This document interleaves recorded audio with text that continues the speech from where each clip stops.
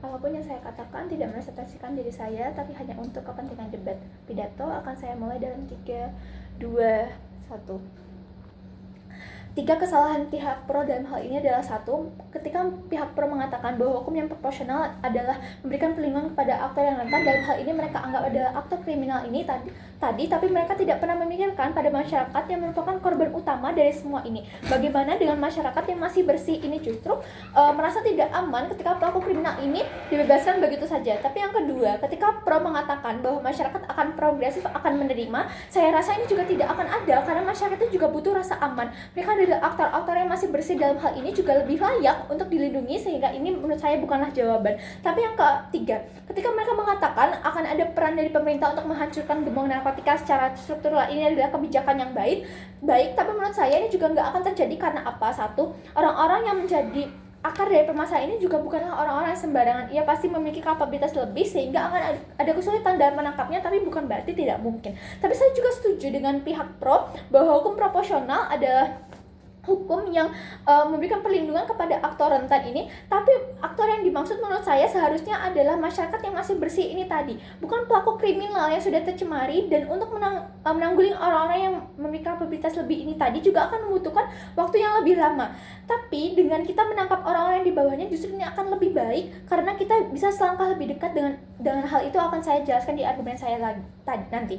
Beban pemikiran saya sebagai pihak oposisi adalah: 1, mengapa menyesalkan narasi mendekriminalisasi kejahatan tanpa korban ini dapat dijustifikasi. Tapi yang kedua, bagaimana dengan menyesalkan narasi ini justru memberikan dampak yang lebih baik dibandingkan dampak buruk. Pemikiran saya ini adalah masih kebijakan yang membutuhkan mekanisme di dalamnya untuk memperbaiki masalah yang terjadi di status quo. Pendirian saya adalah saya setuju bahwa dengan mendekriminalisasi pelaku kejahatan tanpa korban ini lebih memberikan dampak buruk dibandingkan dampak baik. Tapi yang kedua, saya juga tidak setuju apabila pelaku kejahatan tanpa korban ini hanya diberikan perlindungan dan pelatihan saja tanpa adanya sanksi pidana ataupun sosial dari negara dan juga masyarakat di dalamnya. Tujuan saya sebagai pihak oposisi adalah tetap melindungi masyarakat sebagai aktor yang tidak bersalah untuk menjaga keamanan dan kenyamanan mereka dari pelaku kejahatan tanpa korban ini tadi. Masuk ke argumen saya. 1, bagaimana yang terjadi di status quo? Di status quo saat ini ada pemerintah memberikan sanksi pidana terhadap tindak pidana dari pelaku kejahatan tanpa korban ini sebagai bentuk kompensasi kepada masyarakat atas masalah atau kelalaian mereka. Misalnya,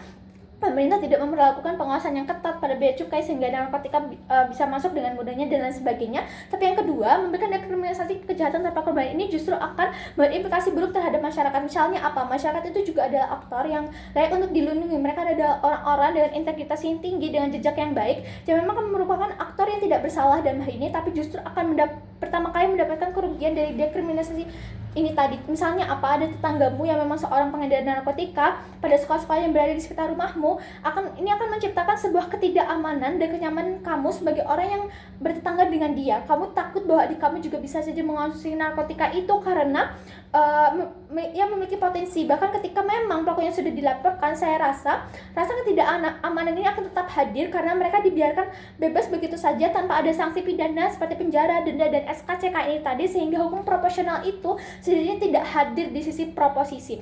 Tapi yang ketiga, mengapa masyarakat itu begitu penting untuk diberikan perlindungan?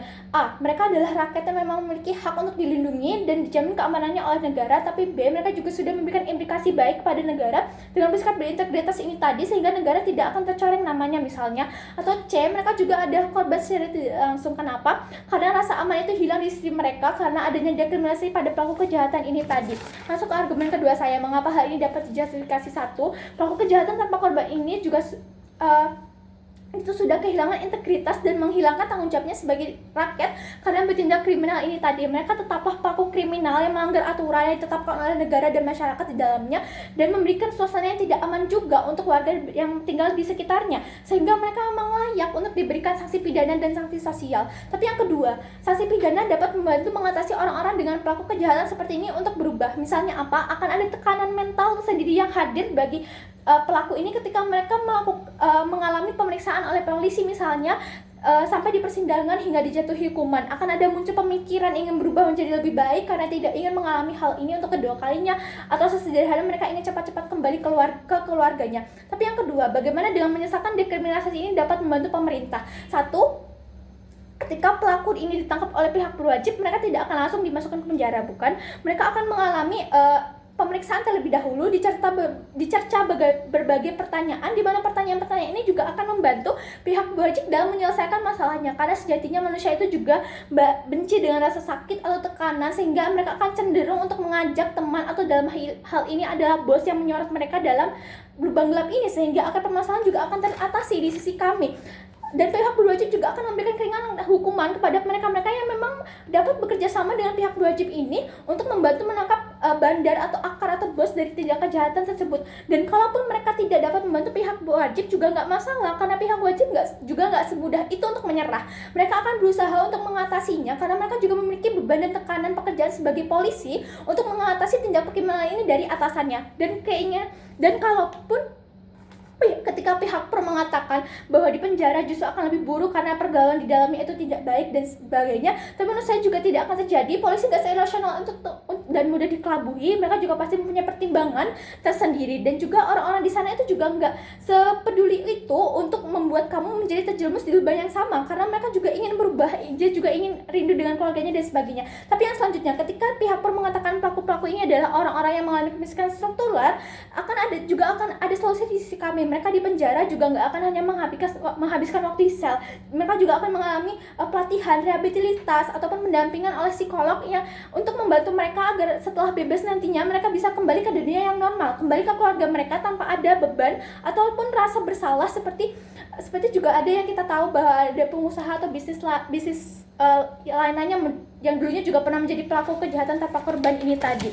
Dan kalaupun pihak proposisi mengatakan bahwa terkait SKCK bagaimana mereka bisa mendapat pekerjaan jika mereka tidak memiliki SKCK, tapi menurut saya juga ini bukanlah sebuah halangan, karena mereka juga bisa memilih pekerjaan-pekerjaan yang memang tidak membutuhkan SKCK, misalnya membuka usaha ataupun membuat usaha dari keahlian-keahlian yang selama ini mereka dapat dari pelatihan saya, sehingga SKCK menurut saya bukanlah halangan mutlak untuk mereka tidak bisa bekerja, sehingga menyesalkan narasi ini pada akhirnya memberikan implikasi yang jauh lebih baik dan layak untuk dijustifikasi, karena itu bangga menolak mosi.